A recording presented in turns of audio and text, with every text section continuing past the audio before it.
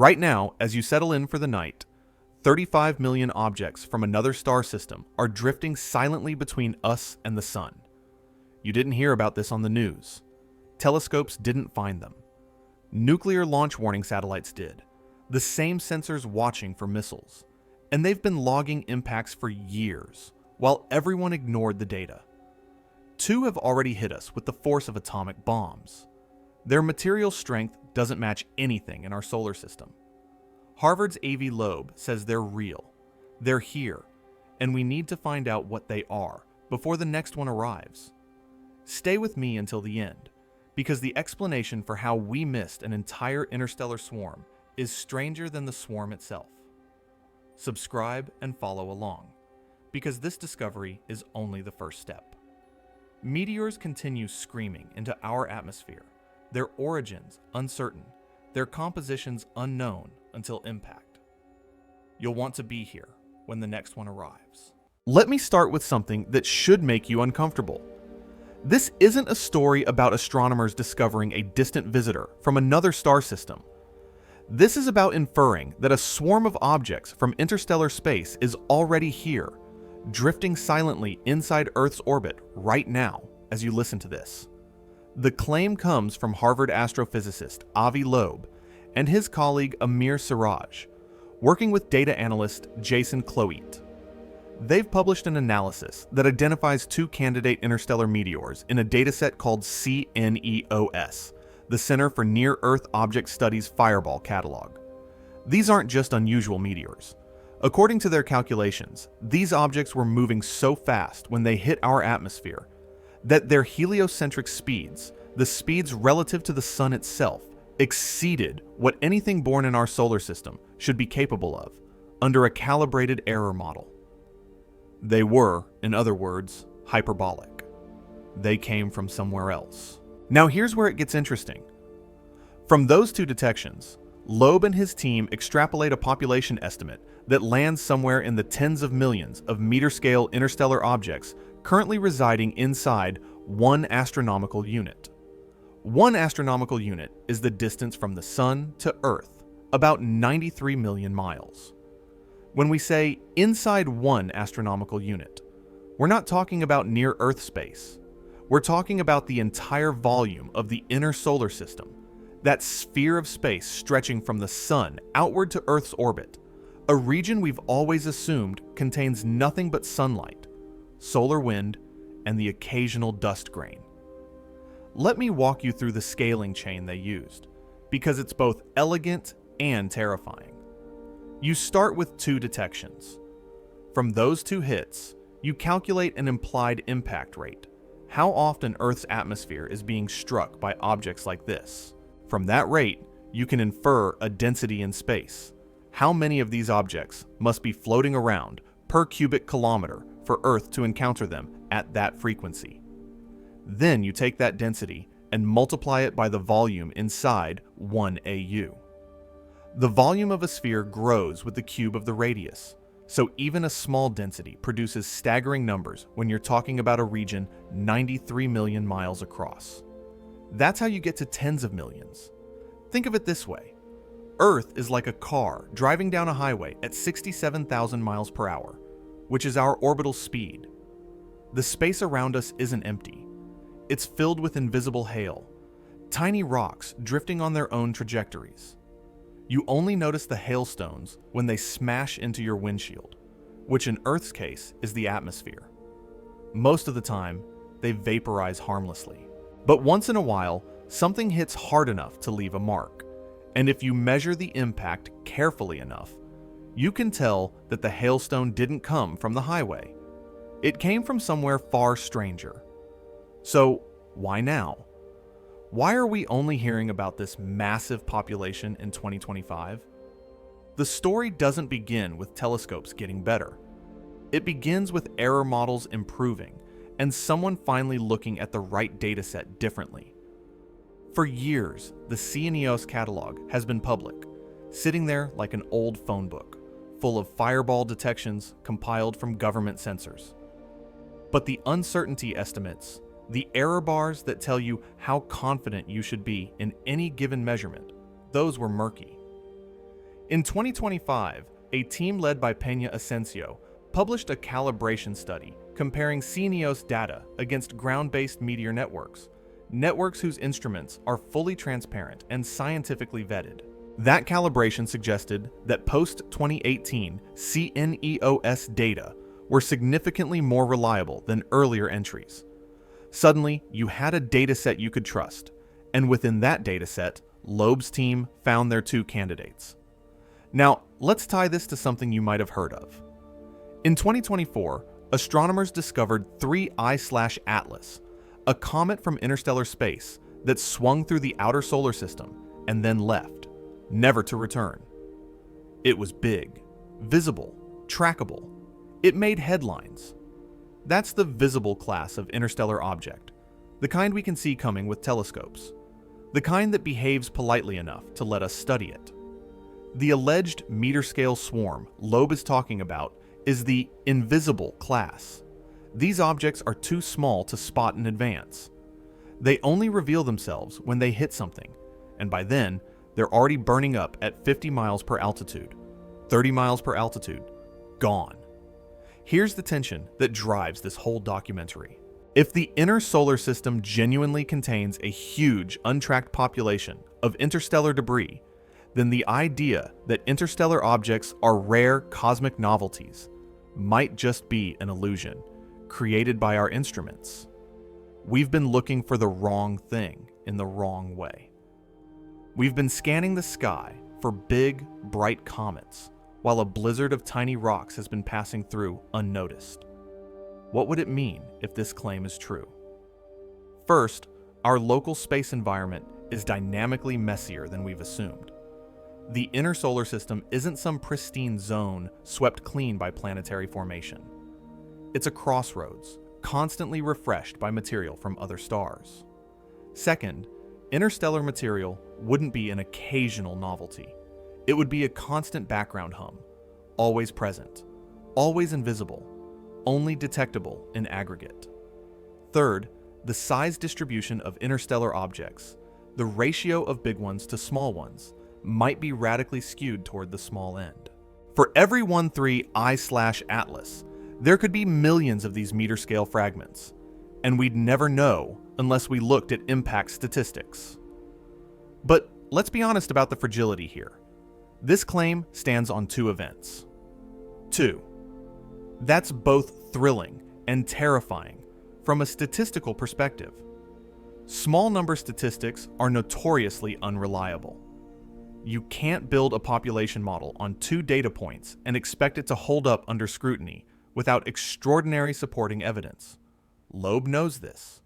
The paper acknowledges it. But the implications are so large that even a preliminary claim demands attention. And here's the twist. The one that makes this story weirder than it has any right to be. Astronomy didn't discover this. The Nuclear Launch Warning Grid did. The detections don't come from a university observatory or a space telescope operated by NASA. They come from US government space-based sensors designed to watch for missile launches, specifically the infrared flash of rocket plumes and the bright streak of re-entry vehicles. CNEOS is the public-facing spillover, a catalog of atmospheric fireballs that gets compiled when the government decides certain sensor reports can be released without compromising national security. The catalog itself is elegantly simple. It lists time, location, energy, and velocity for each fireball bright enough to register. But here's the key limitation. The public catalog does not typically provide full per-event uncertainty breakdowns the way a normal scientific instrument pipeline would. You don't get raw photometry. You don't get calibration curves. You don't get detailed explanations of how each velocity measurement was derived. You get the final numbers and a rough sense of confidence, and you're expected to trust them. This creates what I'll call the black box problem, and it's a narrative engine for controversy. The raw sensor methods are classified for obvious reasons. You can't publish the exact algorithms, orbital parameters, and technical specifications of a missile warning satellite without handing adversaries a blueprint for evading it. That means independent scientists can't inspect the original measurement chain. They can't verify the data the way they could with, say, a ground-based all-sky camera network, where every piece of hardware and every line of code is open for audit. Instead, they're forced to rely on statistical calibration and cross-checks against other datasets. This is where the Peña-Asensio calibration work becomes critical. What that team did was compare CNEOS fireball velocity measurements against simultaneous detections from ground-based meteor networks. Networks where the observational pipeline is fully transparent. They found that post-2018 CNEOS data showed much better agreement with ground truth than earlier entries, which had known issues with velocity overestimation. This calibration gives scientists a way to estimate uncertainties, even when the government won't release them directly. It's not perfect, but it's something.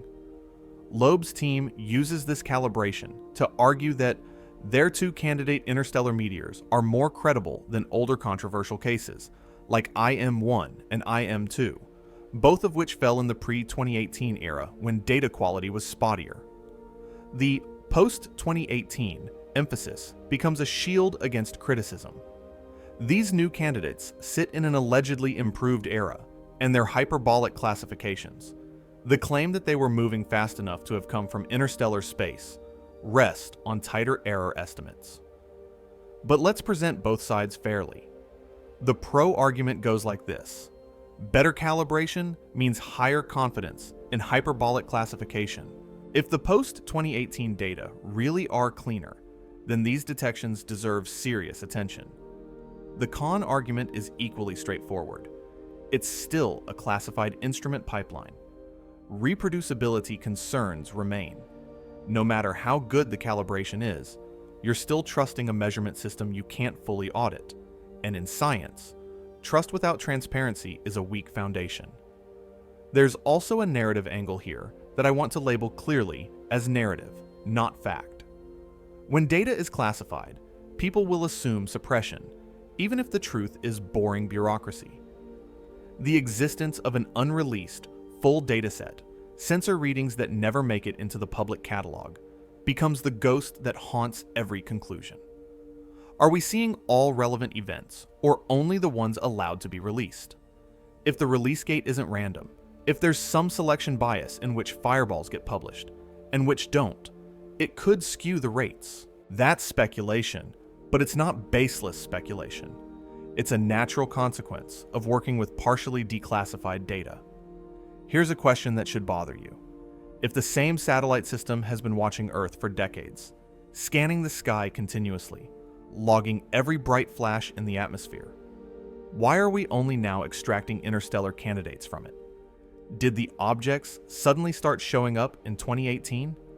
Or did the data quality finally cross a threshold where confident identification became possible? Or is there a third option, that the analysis methods changed and someone finally asked the right question? The uncomfortable truth is, we don't know. We have a catalog, we have a calibration, and we have two candidates. What we don't have is full access to the underlying observational architecture. That makes this story both fascinating and frustrating.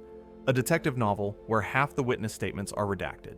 Even if the orbits check out, even if these two meteors really were hyperbolic, the real fight starts when you ask what these objects are physically made of. Some of these candidate interstellar meteors appear too tough. That's the core claim, stated as plainly as I can.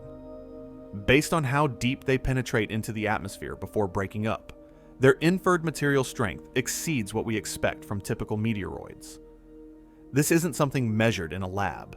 It's inferred from fragmentation behavior and dynamic pressure, the aerodynamic forces that rip objects apart as they scream through the air at hypersonic speeds.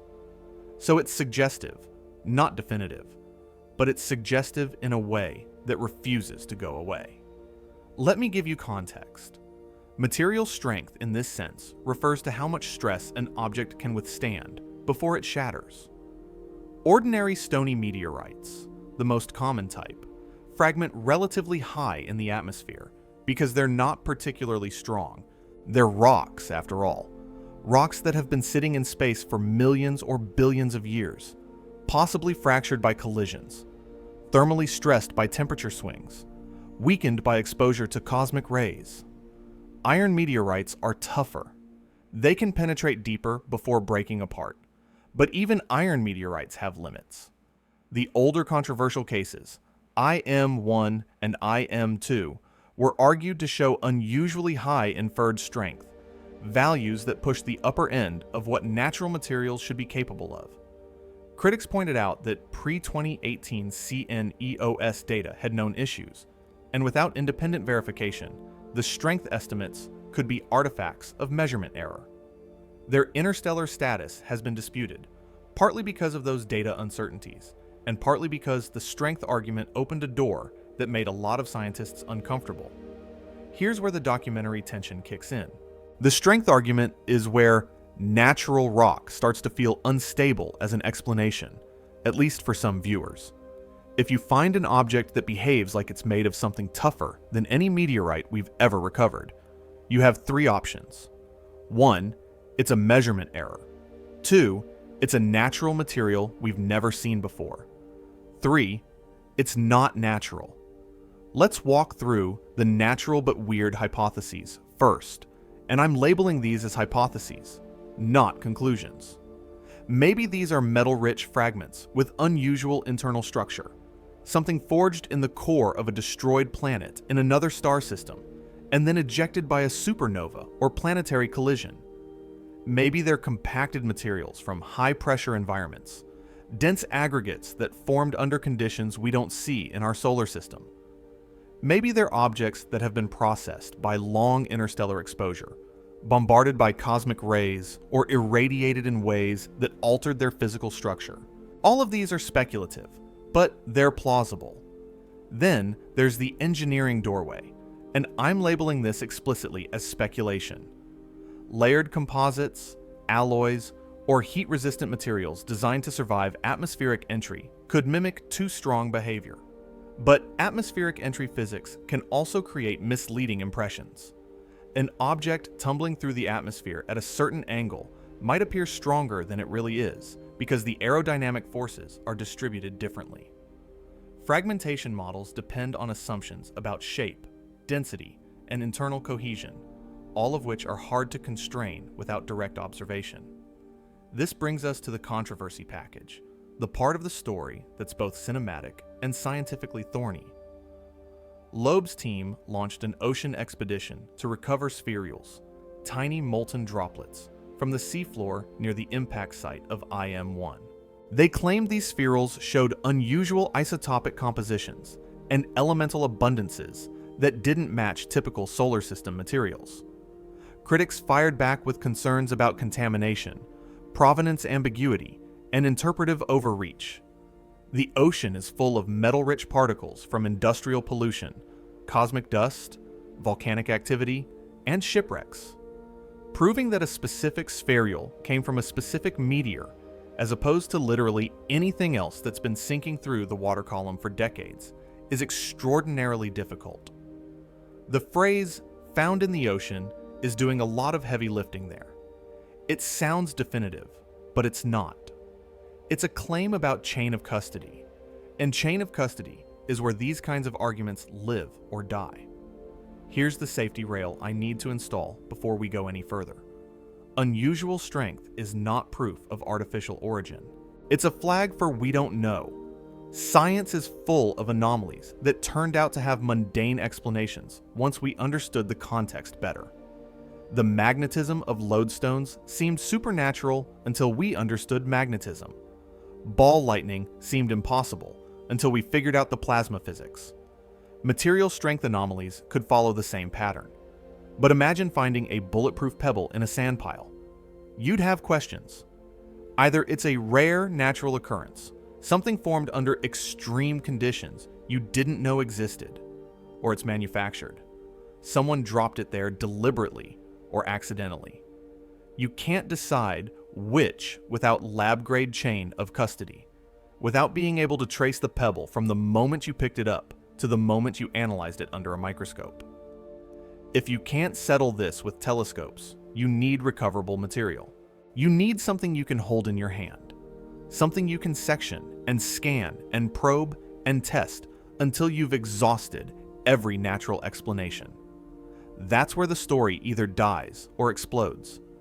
And now, the most dangerous thought experiment. What if a tiny fraction of this swarm isn't natural? We're going to speculate now, but we'll label it.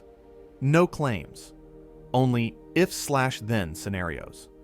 This is the part where we open the door to ideas that sound like science fiction, but rest on real scientific principles. If you're uncomfortable with that, good. You should be. But we're going to walk through it anyway, because the numbers, if they're even remotely close to accurate, demand it. Here's the premise.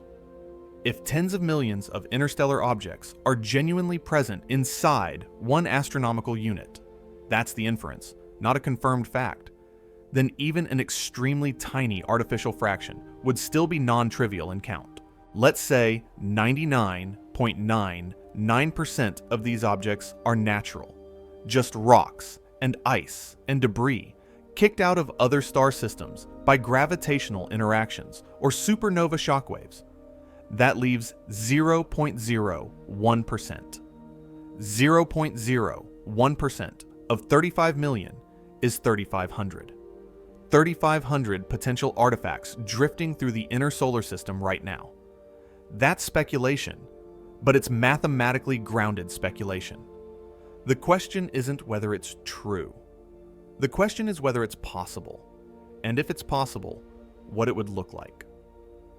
Enter the von Neumann probe concept, named after mathematician John von Neumann, who formalized the idea of self-replicating machines in the 1940s.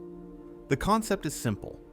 A sufficiently advanced civilization sends out a robotic probe designed to travel to another star system, gather resources from asteroids or moons, build copies of itself, and send those copies onward to new systems. Each probe does the same thing. Over millions of years, a single civilization could, in principle, fill an entire galaxy with these machines without ever leaving their home system. It's exponential growth applied to exploration. The Fermi paradox asks why we haven't seen evidence of extraterrestrial intelligence if the universe is so vast and old. One answer might be that we have seen it. We just didn't recognize it. Maybe the sky isn't empty.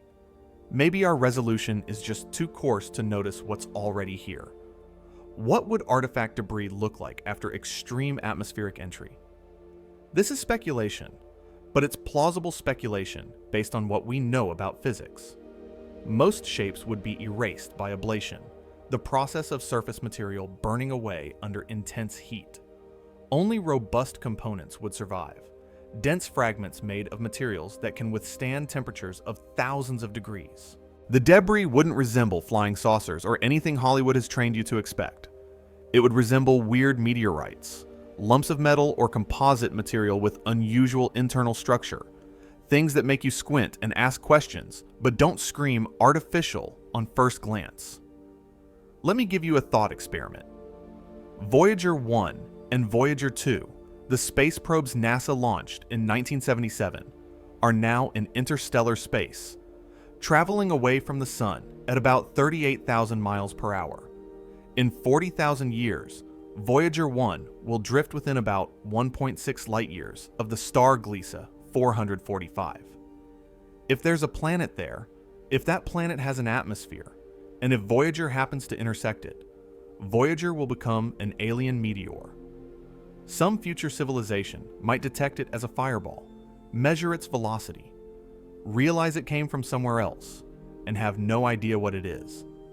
This doesn't prove anything, but it breaks the psychological barrier.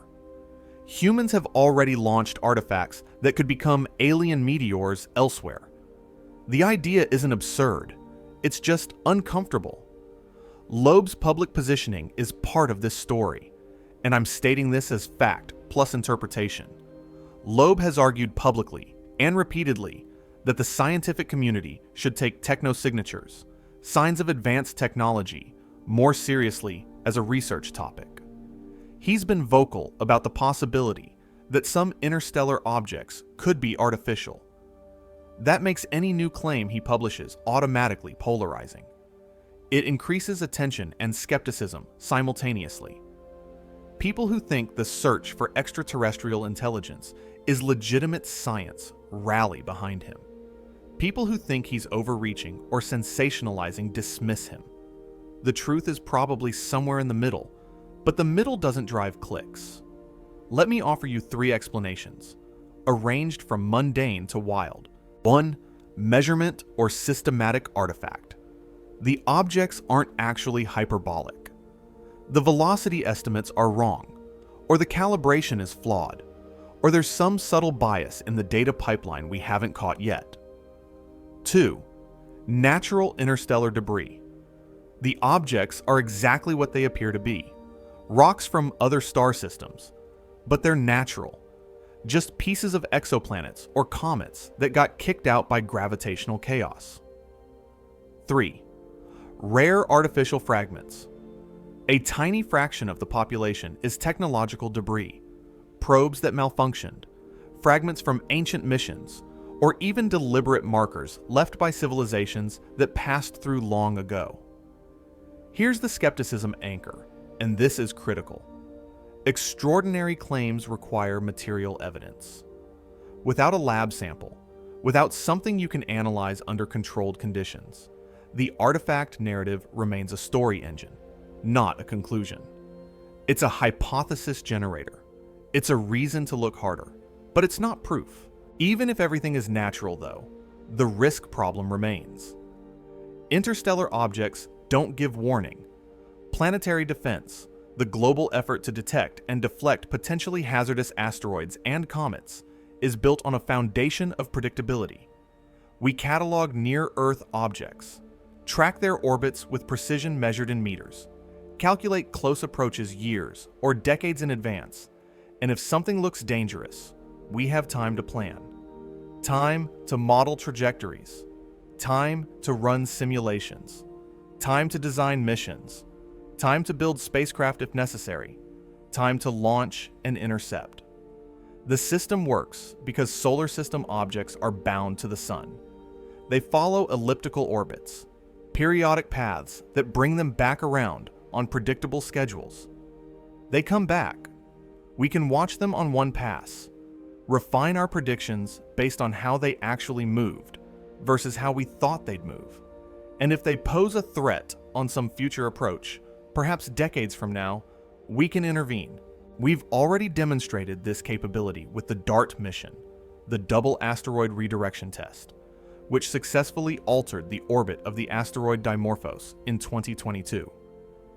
It was a proof of concept, a demonstration that we're not helpless in the face of cosmic threats, that planetary defense is engineering, not prayer. The mission worked beautifully.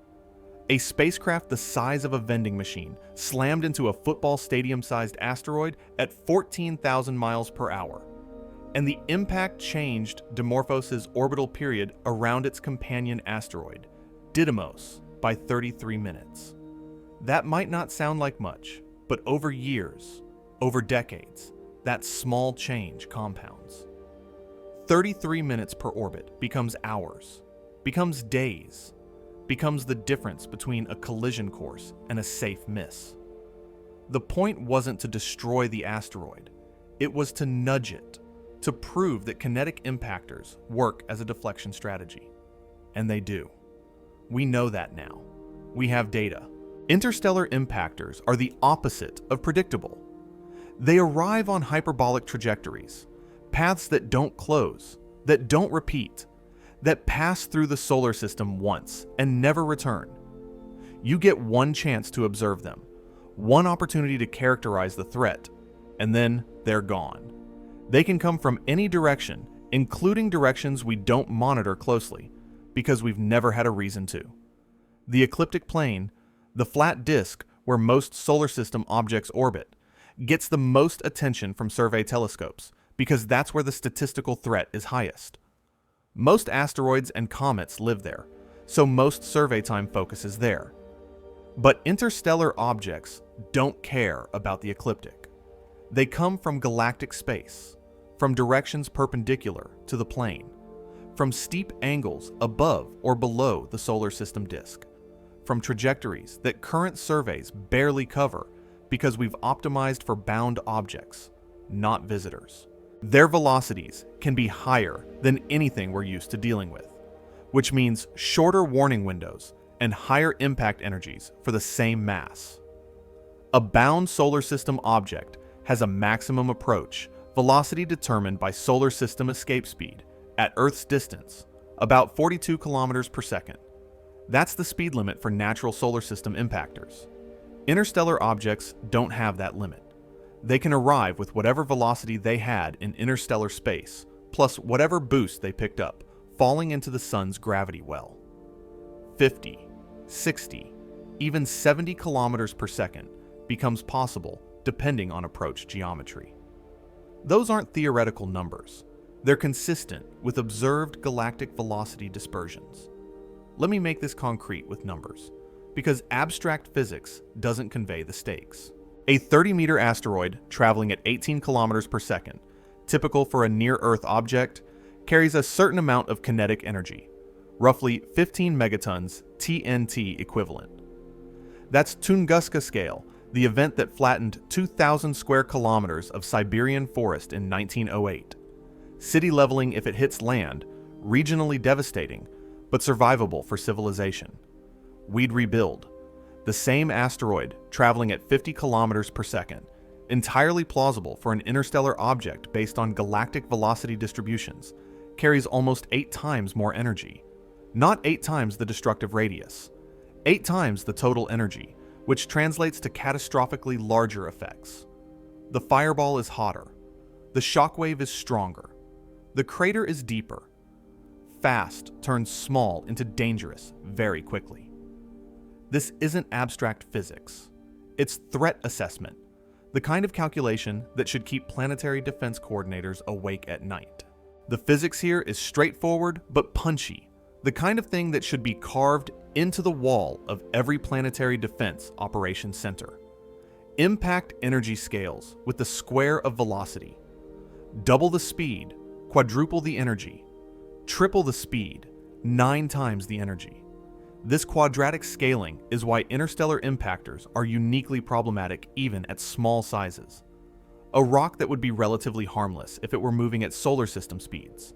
Something that might airburst harmlessly over the ocean or vaporize high in the atmosphere, shedding its energy as heat and light without ever reaching the ground, becomes a potential city killer if it's moving at interstellar speeds. The atmosphere has less time to slow it down, less time to ablate mass through friction heating, less time to break it apart through aerodynamic stress before impact. Higher velocity means deeper penetration before fragmentation, which means more energy deposited at lower altitudes, which means more damage at ground level. The detection asymmetry is stark and sobering, a gap in our capabilities that nobody likes to talk about publicly. Big interstellar comets like 3I/Atlas can be tracked. They're bright, reflecting enough sunlight to show up in survey images even at astronomical distances, millions of kilometers out, where we have plenty of time to react. They develop tails as they approach the sun, enormous plumes of gas and dust that make them even more visible, like putting a searchlight on something already glowing. They move slowly enough relative to the background stars, at least slowly enough compared to meter-scale impactors, that survey telescopes can catch them before they get close, giving us months or even years of advance warning. 3I/Atlas was discovered when it was still beyond the orbit of Mars. We had time to organize observation campaigns, time to point every available telescope at it, time to characterize its orbit and composition and realize it wasn't a threat. Meter-scale objects, the ones Loeb is claiming exist by the millions, are effectively invisible until atmospheric entry. No telescope currently in operation can spot a 10-meter rock moving at hyperbolic velocity until it's already inside the moon's orbit, at which point you have hours, maybe a day if you're lucky, to do anything about it. And realistically, you can't do anything about it. You can't launch a spacecraft in 24 hours. You can't even convene the international committees that would decide whether to try. The best you can do is calculate the impact point using what little trajectory data you manage to collect. Issue warnings if it's heading for a populated area. Evacuate if there's time and political will, and hope it hits ocean instead of land. Let me give you a cinematic scenario, and I'm labeling this speculative but plausible. A dark object, maybe 50 to 100 meters across, inbound from a solar glare direction, the region of sky near the sun where telescopes can't look without being blinded by scattered sunlight. It's moving at 60 kilometers per second, coming in steep from above the ecliptic plane where survey coverage is sparse. Detection comes late, maybe 48 hours before impact, when some automated sky survey catches it crossing in front of a background star and flags it as unusual. Orbit determination takes hours because you need multiple observations from different locations to triangulate properly. By the time you confirm it's hyperbolic and calculate the impact probability, you have less than a day. Response time collapses. You can't launch a deflection mission in one day. You can't even get the right people in the right rooms to make decisions. The machinery of international cooperation, which works fine when you have years of warning, seizes up completely when you have hours. The best you can do is calculate the impact point within some error ellipse, maybe 1,000 kilometers long, and start making calls. If it's over ocean, you warn coastal populations about possible tsunami effects. If it's over land, you try to evacuate, but evacuating a major city takes days, not hours, and you're not even certain where it'll hit because your trajectory data has uncertainties. So you end up with incomplete evacuations, panic, traffic jams, people fleeing in the wrong direction, and then either the object airbursts and everyone breathes a sigh of relief, or it doesn't, and you have a crater and a disaster and congressional hearings asking why nobody saw it coming. That's not science fiction. That's a plausible scenario based on what we know about interstellar object velocities and current survey capabilities. It's the nightmare case, the one that planetary defense experts worry about privately, but don't emphasize publicly, because there's no good solution. And admitting vulnerability without offering solutions tends to generate panic rather than preparation. Here's the policy-relevant question, the one that needs asking even if the answer is uncomfortable. What would interstellar defense even look like? Faster survey cadence wouldn't help much because the warning time is limited by geometry, not observational frequency. You can scan the sky every hour instead of every night, but if the object is coming from solar glare or moving so fast it crosses your field of view between observations, it doesn't matter how often you look. Infrared searches could improve detection rates, since warm objects glow in infrared even when they're too dark to see in visible light. But you'd need space-based infrared telescopes with enormous fields of view, something like NEO-wise, but 100 times larger and more sensitive. That's technically feasible, but phenomenally expensive. Billions of dollars for a system that might never detect anything, because interstellar impactors might be rare. Rapid response intercept concepts, spacecraft on standby that could launch with a few hours' notice, are technically feasible, but politically and economically complicated. Who pays for maintaining a fleet of standby interceptors? Who decides when to launch? What if the object turns out to be harmless, and you just spent hundreds of millions of dollars shooting at a rock that would have missed anyway? What if multiple objects appear simultaneously, and you don't have enough interceptors? These aren't engineering problems. They're governance problems, and we're not good at solving those even when the threat is clear and present. We are entering the age of time domain astronomy at industrial scale. The Vera Rubin Observatory, currently in final commissioning in Chile, will begin operations in 2025. And when it does, it will change the game entirely. Rubin is designed for constant scanning, repeated observations of the entire visible sky every few nights, generating millions of alerts for anything that moves, brightens, or changes. This is astronomy as a surveillance system, not a collection of individual observations. It's the difference between taking snapshots and recording continuous video. For decades, we've been looking at the sky like it's a photograph, a static image frozen in time. Rubin turns it into a movie. What Rubin changes is both practical and profound. The telescope has an enormous field of view, about 40 times the area of the full moon in a single image. That means it can scan huge swaths of sky quickly, covering the entire southern hemisphere every 3 to 4 nights. It repeats its sky survey on a rapid cadence, which means anything moving fast will be caught across multiple frames, allowing orbit determination even for objects that barely linger. And it produces massive alert streams, so many detections per night that human astronomers can't manually sift through them. We're talking about 10 million alerts per night during peak survey operations. That's where the AI comes in, not as a luxury, but as a fundamental requirement for the system to function at all. Rubin can catch faint, fast movers earlier than older survey strategies could. It's optimized for exactly this kind of problem: transient objects that appear, move, and disappear before slower surveys can catch them twice. For interstellar objects, assuming they're big or bright enough to register, Rubin could provide hyperbolic candidates for follow-up with much higher frequency than we've seen before.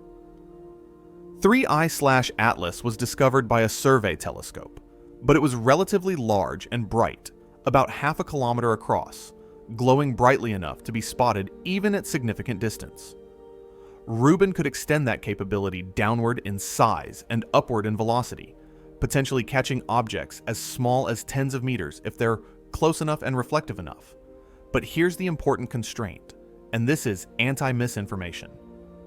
Rubin will not see the 35 million meter rocks directly.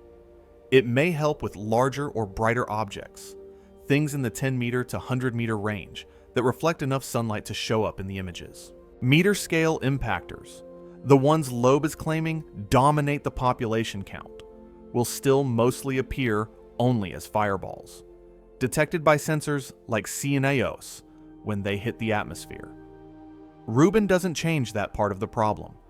It changes how we find the bigger, trackable objects before they get close, giving us advance warning instead of post-impact analysis.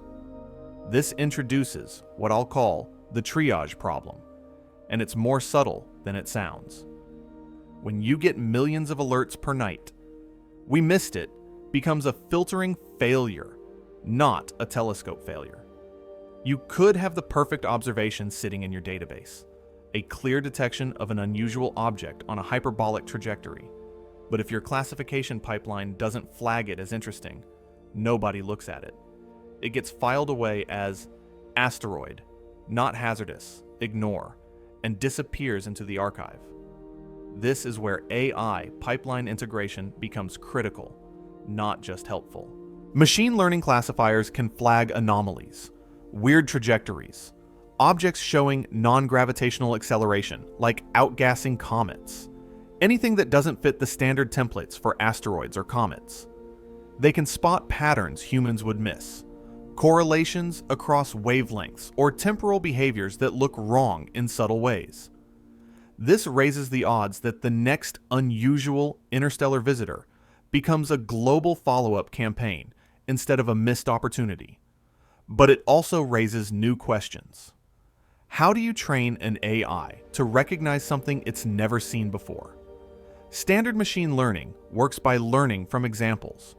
You show it 1,000 asteroids, and it learns what asteroids look like. But interstellar objects are rare enough that you can't build a robust training set. You're asking the AI to flag something as anomalous when anomalous is exactly what you're trying to define. It's a circular problem, and the solution involves a lot of careful pipeline design, threshold tuning, and human-in-the-loop verification. 3I/Atlas is proof of play here, a demonstration that the infrastructure already exists in prototype form. Once it was identified as potentially interstellar, it triggered a multi-instrument event. Spectroscopy to measure its composition, revealing unusual carbon chemistry. Radar attempts to constrain its size and shape, though it was too far away for successful returns. Space telescope imaging to study its coma and tail structure, which didn't quite match standard comet models. Even SETI follow-ups, the search for extraterrestrial intelligence teams scanning for radio emissions just in case, because why not check when you have an object from another star system passing through? The object wasn't artificial, no signals detected, but the response demonstrated that the infrastructure exists. When something weird shows up, the astronomical community can mobilize fast, coordinating observations across continents and wavelengths within hours. The next interstellar object won't just be discovered. It will trigger an automated global swarm response of telescopes, a coordinated observation campaign that starts the moment the first alert goes out. Rubin detects it, flags it as unusual, sends alerts to follow-up networks. Within minutes, other telescopes are slewing to the coordinates, confirming the detection, refining the orbit. Within hours, spectroscopy teams are scheduling observations. Radar facilities are attempting ranging. Space telescopes are being reprogrammed. It's a beautiful system when it works. That's exciting, but it also creates a new controversy, one we're not fully prepared for. What if AI flags something anomalous, something that doesn't fit any known classification, and social media gets hold of it before the scientists have time to analyze it properly? You could have a situation where people are declaring artifact based on preliminary orbital fits, while the astronomers are still scrambling to get follow-up data. Someone screenshots the automated alert, posts it online with breathless commentary, and suddenly you have millions of people convinced we've detected an alien spacecraft while the scientists are still trying to figure out if it's just a weird comet. Misinformation spreads faster than correction. Always has. Always will. But now it spreads at the speed of automated alerts, and that's a problem we haven't fully solved. There's also the question of proprietary data and competitive science. When Rubin detects something interesting, does the alert go public immediately, or do some teams get advance access? Who decides what counts as interesting enough to trigger a global campaign? If you make the threshold too strict, you miss things. If you make it too loose, you flood the follow-up networks with false positives, and they stop responding. It's a delicate balance, and we're still figuring out the right protocols. Rubin doesn't prove Loeb's 35 million claim. The meter-scale population he's inferring from CNEOS data is below Rubin's detection threshold. You can't see 10-meter rocks in interstellar space with any existing telescope unless they're practically on top of you, and by then, it's too late for advance warning anyway. But Rubin does change how quickly we can challenge or support the broader interstellar flux picture. If Rubin starts finding hyperbolic objects regularly, let's say one every few months instead of one every few years, that supports the idea that interstellar material is common. It doesn't prove the meter-scale population exists, but it suggests the size distribution extends further down than we thought. If Rubin doesn't find many, if years go by with no new interstellar detections, that's evidence against the high-flux model, though not conclusive because of the size limitations. Absence of evidence isn't evidence of absence when your instrument can't see the thing you're looking for. The real trend isn't just interstellar objects, it's AI revealing how much we've been missing everywhere. In the past year alone, machine learning algorithms have flagged thousands of previously unnoticed anomalies in archival telescope data. Weird stellar flares that didn't fit standard models. Transient events that appeared and disappeared between survey passes. Objects with unusual colors or brightness variations that human classifiers had labeled normal because they didn't know what else to call them. We've been collecting data faster than we can analyze it for decades, and now we're finally catching up. Not by hiring more astronomers, but by teaching machines to notice what we overlooked. That's both humbling and exciting. Humbling because it means we've probably been sitting on discoveries for years without realizing it. Exciting because it means the next decade will be full of surprises, dredged up from old data. Things that were always there, waiting for someone or something to look at them the right way. The scariest part of this story may not be what's in space. It might be how often we fail to notice what's already in our data. We've been collecting astronomical images for decades, building massive archives, terabytes upon terabytes of sky surveys and observations. Digital repositories filled with every photon we could capture, every spectrum we could record, every light curve we could measure. But until recently, most of that data sat untouched after the initial analysis. Human astronomers would look for the thing they were searching for, catalog it, publish a paper, and move on. Everything else in the frame, the background stars, the faint smudges, the weird artifacts that didn't fit the research question, got ignored. Not maliciously, just practically. There are only so many hours in a day, only so many graduate students to throw at data reduction, only so much funding to support comprehensive analysis. AI-driven anomaly searches are changing that equation fundamentally. Machine learning models can scan archival images looking for anything unusual, anything that doesn't fit the standard classifications, anything that makes the algorithm hesitate because it doesn't match the training set. They've already flagged large sets of previously undocumented oddities, thousands of them, things that were sitting in plain sight in telescope images for years, sometimes decades, but nobody noticed because nobody was looking for them specifically. A supernova that flared and faded between survey passes. A variable star with a period that doesn't match any known class. A moving object that appeared in 3 frames from 1998 and then vanished, never followed up because the astronomer running that survey was looking for galaxies, not asteroids. This is the nobody noticed rhyme playing out across all of astronomy, and it's humbling in a way that should make us uncomfortable. How many discoveries are sitting in our archives right now, waiting for someone to ask the right question or run the right algorithm? How many interstellar objects passed through our telescope fields of view over the past 30 years, captured in images that were processed, filed, and forgotten because the pipeline was optimized for something else? We'll probably never know the full extent of what we missed, but we're starting to get glimpses, and those glimpses suggest the number is larger than anyone wants to admit. There's a chemistry tie-in here that's grounded but exciting, a connection that makes the interstellar debris question more than just academic curiosity. JWST, the James Webb Space Telescope, has been detecting complex carbon chemistry in environments we thought were too harsh to support it. Organic molecules in the disks around young stars, complex hydrocarbons in planetary atmospheres, amino acid precursors in cold molecular clouds. Interstellar debris could carry unexpected molecular inventories, organic compounds formed in the disks around other stars or synthesized in the cold, radiation-soaked environment of interstellar space itself. Cosmic rays hitting simple molecules, UV light breaking and reforming chemical bonds, pressure and temperature variations, creating conditions that don't exist anywhere in our solar system.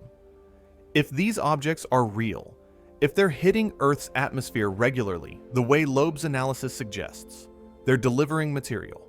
Not necessarily life, not even necessarily the building blocks of life in any direct sense, but chemistry, complex chemistry, molecular diversity that could have played a role in Earth's early development. Comets and asteroids from our own solar system delivered water and organics to early Earth. That's well established. But if interstellar debris has been raining down since the beginning, then the chemical inventory available to early life was richer and stranger than we've accounted for.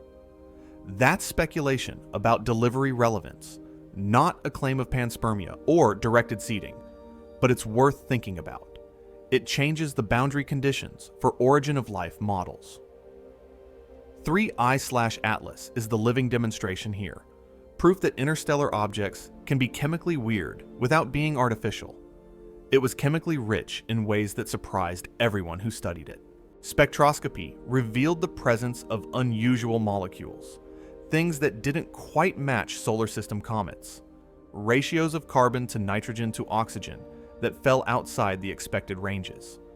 It was observationally weird too, with brightness variations that didn't follow standard outgassing models, and a tail structure that seemed to shift and reform in ways that made no sense for a typical comet. But it wasn't artificial. It was natural interstellar material, behaving in ways we haven't seen before, because we've only had a handful of interstellar objects to study, and each one has been different. Let me give you a 3-layer ending structure to organize this, a framework for thinking about where we actually stand versus where the headlines might make you think we stand. First, what's plausible? Natural interstellar debris is almost certainly common.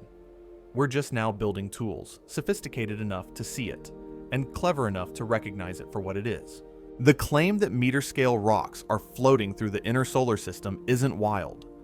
It fits with what we know about how planetary systems eject material during formation, during giant impacts, during close encounters with passing stars, and how that material spreads through the galaxy over billions of years. Galactic dynamics predicts this. We should expect interstellar debris. The only question is how much. Second, what's unresolved? The CNEOS-based inference and uncertainty pipeline. Until we have more detections, better calibration, and ideally some independent verification from other sensor networks, ground-based meteor cameras or next-generation space telescopes, the population estimate of 35 million remains a preliminary extrapolation, not a confirmed fact. It's a model built on 2 data points. 2. That's not enough to be confident about the fine details. The broad strokes might be right. Interstellar objects probably do exist in significant numbers inside one astronomical unit. But the specific number, 35 million versus 3 million versus 350 million, that's still wide open. Small number statistics are treacherous, and extraordinary claims built on small number statistics need extraordinary supporting evidence. Third, what's speculative? A minority artificial component.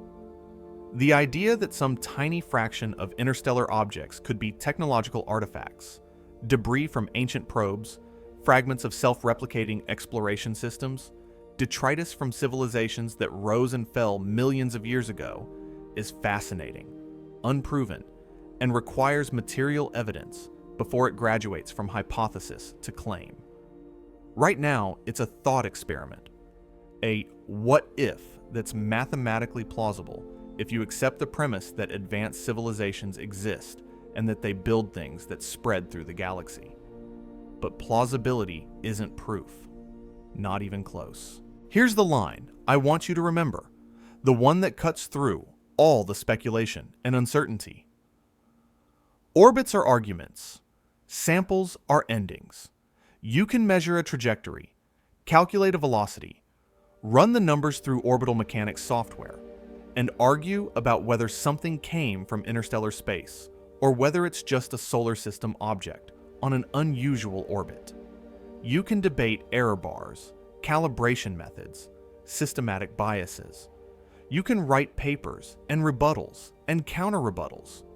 But until you have a piece of it in a lab, until you can analyze its isotopic composition, its crystal structure, its elemental abundances under controlled conditions with equipment you trust, you're still arguing. A sample ends the argument. It gives you ground truth. It turns inference into measurement. The military sensor paradox returns one last time, and it's worth sitting with this uncomfortable reality. The most important dataset for Earth impact statistics may remain partially opaque indefinitely. That's not a conspiracy. It's not shadowy figures in unmarked offices suppressing the truth. It's a consequence of operating in a world where national security and scientific transparency have competing priorities, and national security usually wins. The same sensors that detect interstellar meteors also watch for missile launches, satellite maneuvers, and classified re-entry vehicles. You can't publish the full technical specifications without compromising their primary mission. But that opacity fuels endless narratives, and those narratives won't go away just because scientists ask politely for better data access. Trust requires transparency, and transparency requires declassification, and declassification requires bureaucratic decisions that move slower than continental drift. Let me drop the last "what if" sting, and I'm labeling this clearly as speculation, the wildest edge of what's conceivable. If a future recovered fragment shows isotopic ratios that don't match any solar system formation model, isotopes in abundances that can't be explained by stellar nucleosynthesis or cosmic ray exposure, or material structure that can't be explained by natural processes, crystalline patterns or layered composites that look engineered, or embedded components that look machined, geometric precision at microscopic scales, the entire conversation changes overnight. Every assumption we've made about our place in the galaxy gets revisited.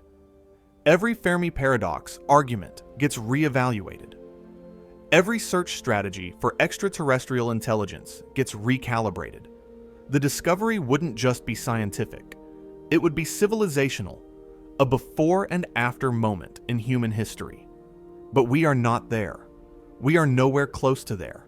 Current claims are statistical candidates, plus interpretation, plus debate. The spherules recovered from the ocean floor remain controversial, with critics pointing to contamination issues and provenance ambiguities. The strength anomalies remain unresolved, potentially explained by natural materials we haven't sampled yet, or measurement artifacts we haven't identified.